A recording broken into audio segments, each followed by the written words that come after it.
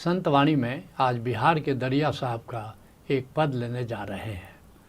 दरिया साहब का जन्म 1674 ईस्वी में हुआ और 1780 ईस्वी तक बिहार की धरती पर दरिया साहब अपना गीत गाते रहे।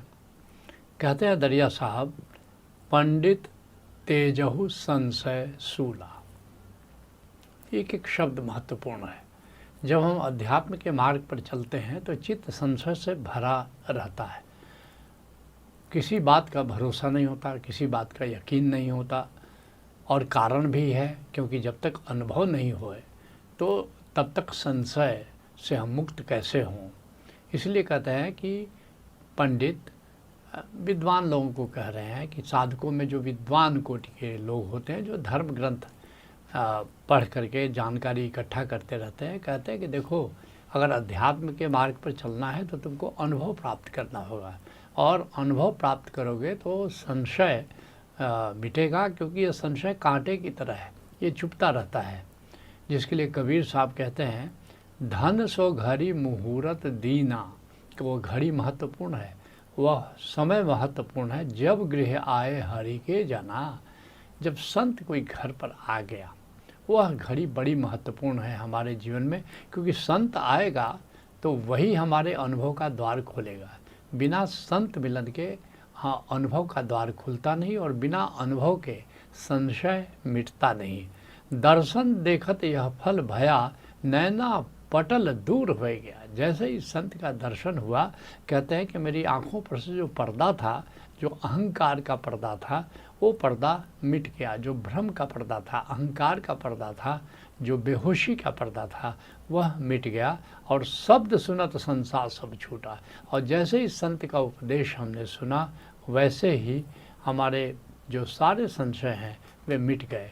श्रवण कपाट बजर था टूटा, और जैसे हम सुन करके भी अनसुना कर देते थे, विचारों का जाल इतना फैला हुआ था, लेकिन वो जो कान पर हमने जो कपाट, जो दरवाज़ा बंद करके हमने रखा था, क्योंकि हम सुन करके भी नहीं सुन पा रहे थे, वो कान का वो दरवाज़ा कान पर से हट गया, और अब सीधे संत वचन मेरे हृदय में प्रवेश कर गया। कहते हैं, एक ब्रह्म सकल घट भीतर। कहते हैं दरिया साहब कि सब जीवों में एक ही ब्रह्म का फैलाव है, सबके घट में ब्रह्म का ही निवास है। एक ब्रह्म सकल घट भीतर। जिसके लिए राजस्थान के दरिया साहब कहते हैं, दुनिया भरम भूल बौराई। सारी दुनिया भ्रम में और मूर्छा में जी रही है। आत्म राम सकल घट भीतर। सबके भीतर आत्मदेव विराजमान है, और ये आत्मदेव ब्रह्म का ही अंश है। ब्रह्म ही आत्म रूप में सबके घट में बैठा हुआ है। आज जाकी सुधि ना पाई, लेकिन उसकी खबर किसी को नहीं है। हमने सुना है, लोग कहते हैं, पंडित कहते हैं, संत कह रहे हैं कि सबके भीतर आत्मा है, लेकिन आत्मानुभव किसी बिरले को ही होता है। कहते हैं बिहार के दरिया साहब कि एक ब्रह्म सकल घट भीतर, सत्य पुरख है मूला। लेकिन सबका मूल कौन है? वो ब्रह्म है। वो ब्रह्म से ही सबका जुड़ाव है। हमारे ऋषि कहते हैं कि ब्रह्म और सृष्टि कैसे उल्टे वृक्ष की तरह है, अर्थात जिसकी जड़ आकाश में है, आकाश उसकी जड़ है, और आकाश ही ब्रह्म है। और जितनी सृष्टि है, जितना आकार तुम देख रहे हो, वो उसी ब्रह्म की शाखाएं हैं, डालियां हैं। तो सारी सृष्टि का, सारी आत्माओं का जो मूल तत्व है वह ब्रह्म है। कहते हैं कि एक ब्रह्म सकल घट भीतर, सत्य पुरख ही मूला। वो सत्य पुरुष जो है, वो जो परमात्मा तत्व है, परमात्मा जो ब्रह्म है, वही सबका मूल है, वही सबका उद्गम है। जिसके लिए कबीर साहब कहते हैं, हम वासी उस देश के जहाँ सत्य पुरुष की आन। कहते हैं कि हम यहाँ के वासी नहीं है, ये पृथ्वी, हम विजिटर की तरह यहाँ पर आए हैं। और कि क्या कह रहे हैं कि हम वासी उस देश के जहाँ सत्य पुरुष की आन। हम ब्रह्म के देश के वासी हैं, और दुख सुख कोई व्यापे नहीं, सब दिन एक समान। और उस देश में जहाँ ब्रह्म का देश है, जहाँ परमात्मा लोक है, वहाँ पर जो सुख है दुख है, न तो सुख व्यापता है न दुख व्यापता है, वो बिल्कुल आनंद की स्थिति में हम रहते हैं। और सब दिन एक समान यहाँ पर प्रकट जो संसार है वहाँ कभी दिन होता है, कभी रात होता है, कभी बड़ा दिन होता है, कभी छोटा दिन होता है, लेकिन ब्रह्म के देश में ऐसा नहीं है। और दिन और रात जैसा कोई द्वंद्व नहीं है। कहते हैं दरिया साहब, एक घाट पीवे सब पानी, और एक ही घाट है, और कौन सा घाट है? ब्रह्म का घाट है। वहाँ पर जो भी जाता है, जो भी साधक, जो भी संत, जो भी भक्त जाता है, उस देश में एक ही घाट में सभी पानी पीते हैं, सब ब्रह्म से ही आनंद प्राप्त करते हैं। जिसके लिए बिहार के दरिया साहब अन्यत्र कहते हैं, एह कलि गुरु बड़े परपंची डारी ठकौरी मारी। कहते हैं कि ये कलयुग के जो गुरु हैं वो बड़े छली हैं, बड़े प्रपंची हैं, बड़े ठग हैं, और अवघट घाट चिन्हे नहीं मूर्ख कैसे खे उतारी। क्योंकि घट के भीतर जो आत्मा है उसको अवघट घाट कहते हैं। क्योंकि आत्मा तक जाने का जो मार्ग है, जो अंतर जगत है, उसको अवघट घाट कहते हैं। और कहते हैं कि उसको तो पहचानते नहीं हो, उस अंतर जगत को पहचानते नहीं हो। यही अंतर जगत भवसागर भी कहलाता है। इसी से होकर के आत्मा के पास हम जाते हैं। तो अगर इस अवघट घाट को, उस अंतर जगत को ठीक से पहचानते नहीं हो, अवघट घाट को पार करके आत्मा तक जाया जाता है, और इसका भेद अगर तुमको नहीं मालूम है, तो कहते हैं कि अवघट घाट चिन्हे नहीं मूर्ख कैसे खे उतारी। तब कैसे तुम नाव चलाओगे ज़िंदगी की नाव को, और कैसे तुम पार उतारोगे भव सागर को, कैसे तुम पार कराओगे। कहते हैं दरिया साहब, एक घाट पिए सब पानी, और सुघट भर के आना। और जैसे पनिहारिन जाती है कुएं के पास पानी भरती है, ऐसे ही कहते हैं कि जो उस घाट पर से जो भीतर है, जो आत्मा का कुआं कह सकते हो, आत्मा की नदी कह सकते हो, कहते हैं वहाँ जा कर के स्वच्छ जल, निर्मल जल भरो। ध्यान की बात कर रहे हैं, क्योंकि वहाँ जाने का मार्ग ध्यान है, और ध्यान क्या है ये सद्गुरु बताता है। इसके लिए हमारा ऋषि कहता है, ओम पूर्णमिदम ओम पूर्णमदः पूर्णात पूर्णमुदच्यते। कहते हैं कि ब्रह्म भी पूर्ण है, आत्मा भी पूर्ण है, और उस पूर्ण से ही पूर्ण लिया गया है।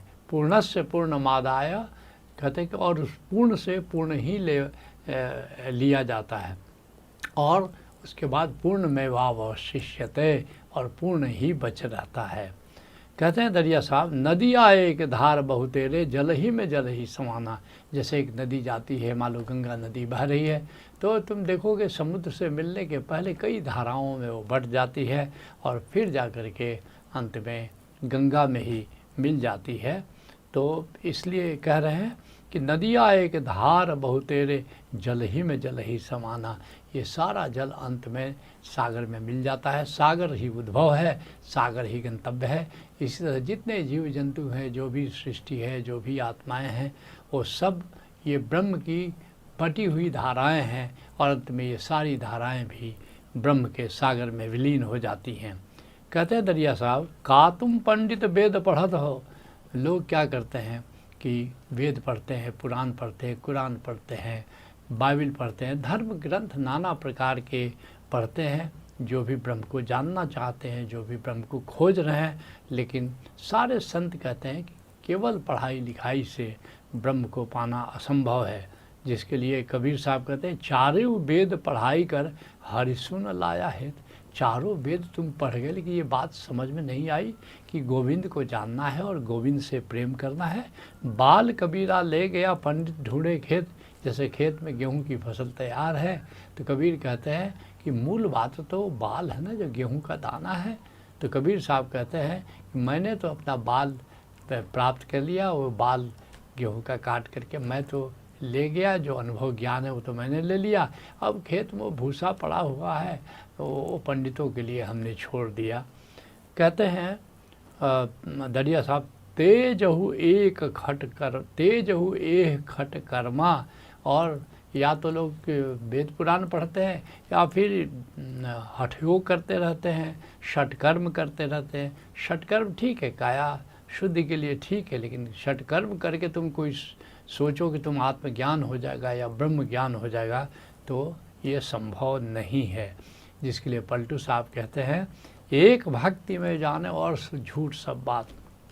सभी संतों ने कहा है कि अगर चल सको तो भक्ति के मार्ग पर चलो, क्योंकि भक्ति का मार्ग बड़ा अनूठा है। भक्ति का मार्ग आनंद और उत्सव से भरा है, जबकि ज्ञान का मार्ग जो है वो रेगिस्तान जैसा है। उसी बात को कह रहे हैं कि एक भक्ति में जानो और झूठ सब बात, और झूठ सब बात करे हठ योग अनाड़ी। ले ये अनाड़ी लोग हठ योग करते रहते हैं, इससे ब्रह्म के प्रेम में तुम नहीं पड़ सकते हो।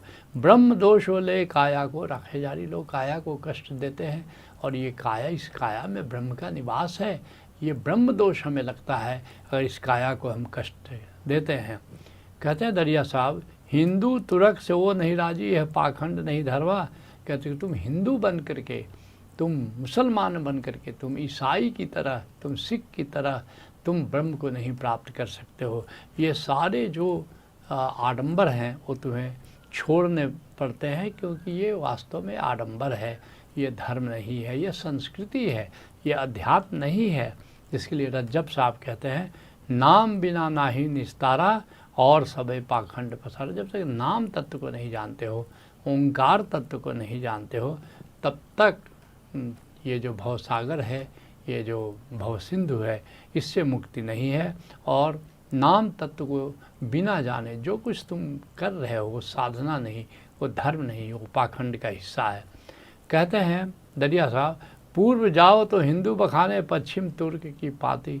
कुछ हिंदू हैं वो पूरब की महिमा बताते हैं और सूर्य को मूल्य देते हैं, सूरज जिधर से उगता है, और पश्चिम तुर्क की पाती। और जो जितने मुस्लिम हैं, भारत की बात, भारत के संदर्भ में कह रहे हैं, वो सब मक्का की तरफ मुँह करके नमाज पढ़ रहे हैं, मक्का की तरफ किबला करके नमाज पढ़ रहे हैं और पश्चिम की महिमा गा रहे हैं। लेकिन क्या परमात्मा पूरब और पश्चिम में सीमित है?